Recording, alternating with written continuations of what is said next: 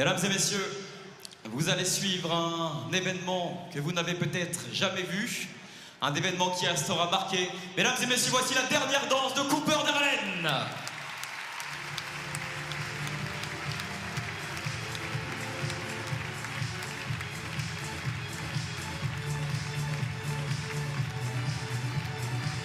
Plus fort que ça, plus fort que ça.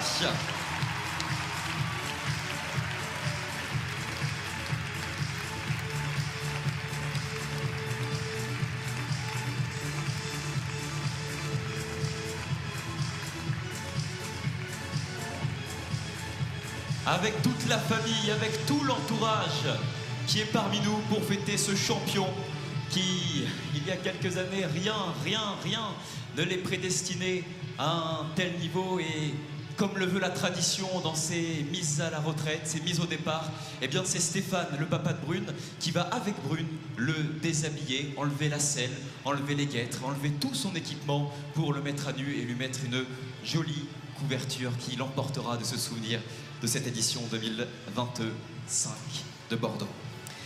Il est arrivé aux côtés de Brune il y a 5 ans. D'un côté, une jeune cavalière qui avait 10 ans, un corps si inexpérimenté mais plein d'ambition, et de l'autre, un poney, il mesure 1m40, il avait 19 ans.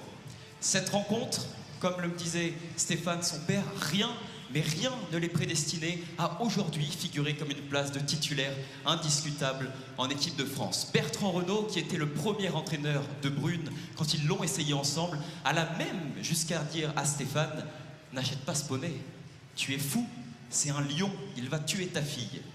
Je vous jure que c'est vrai. Ils ont travaillé 1 an, 2 ans, les résultats ont commencé à arriver. Et aujourd'hui, eh bien, vous avez tout simplement, mesdames et messieurs, devant vous, les titulaires indiscutables en équipe de France.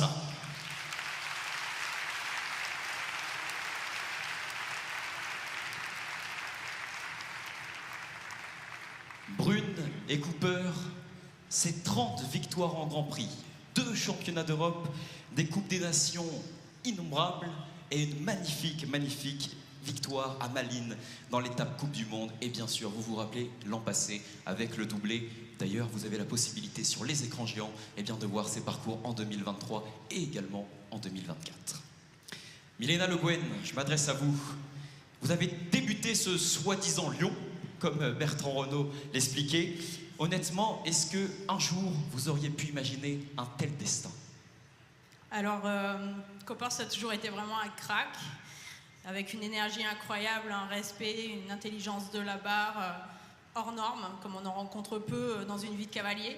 Il restait tout à faire puisqu'il fallait vraiment poser les bases et surtout faire les bonnes rencontres. Et donc on a eu la chance de croiser sur notre parcours Marie, qui l'a conservé toute sa vie.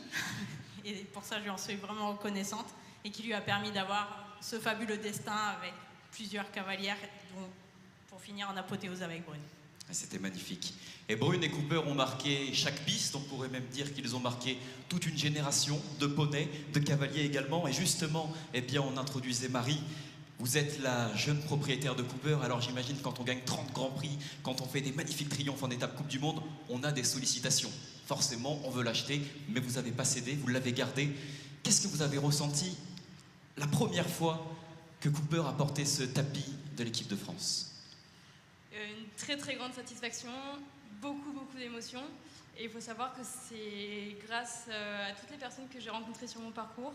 En premier, Laurent Calcus, qui a tout de suite cru en Cooper, qui nous a permis d'évoluer. Puis de rencontrer Loumé, à qui j'ai passé la main, qui a fait une demi-saison. Et bien sûr, qui nous a permis elle aussi, Loumé, de rencontrer Brune, qui a fait ce magnifique parcours dont vous êtes tous témoins. Et merci. Merci au staff d'y avoir cru, et merci à tous de nous avoir accompagnés. Et regardez-le. Bon, Stéphane, je trahis un tout petit secret. Il m'a dit: ah, Cooper, il il est quand même très vif. Moi, j'ai peur qu'il soit arrêté à côté de moi pendant toute la cérémonie d'adieu.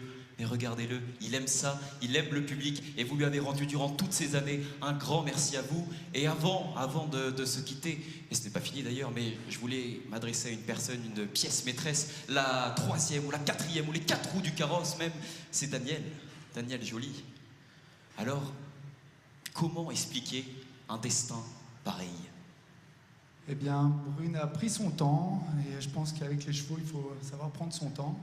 Hein, on répète souvent, allons doucement, nous sommes pressés. Elle a franchi les étapes les unes après les autres, et ce qui lui a permis de briller sur tous les terrains nationaux et internationaux. Et je mesure la chance d'avoir eu ce couple à entraîner. C'était un plaisir pour moi. Voilà, on est tous très émus, et bravo à Brune, et je lui souhaite plein de réussite avec ses prochains poneys et chevaux. Elle est présente, l'émotion. Hein. Ça se voit. Et regardez-la. On parle beaucoup de la notion de couple. Je pense qu'aujourd'hui, il n'y a pas de Cooper sans Brune, et il n'y a pas de Brune sans Cooper. Ah, justement, Brune, est-ce que tu peux nous parler de ton coup de cœur? Mon coup de cœur, c'était son énergie, sa beauté, la complicité que j'avais avec. Merci Brune. On peut l'applaudir, je pense.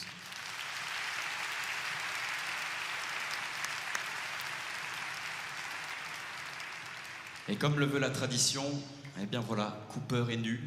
Il n'a plus de selle, plus de guêtre, simplement une belle couverture qui gardera un souvenir intact de cet adieu ici à Bordeaux.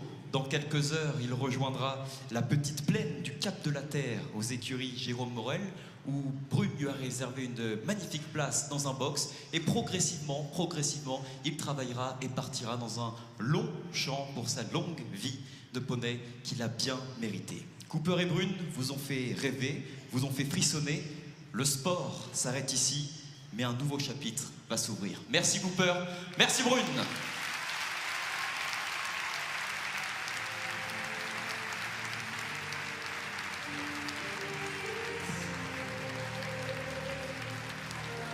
Regardez-les.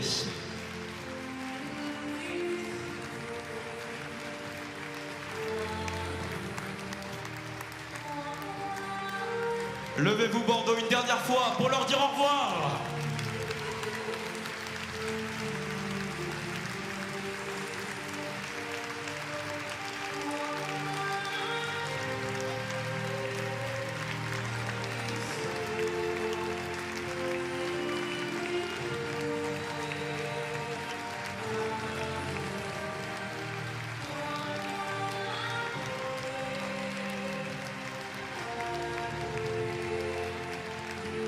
Ils ont marqué une vie, une génération.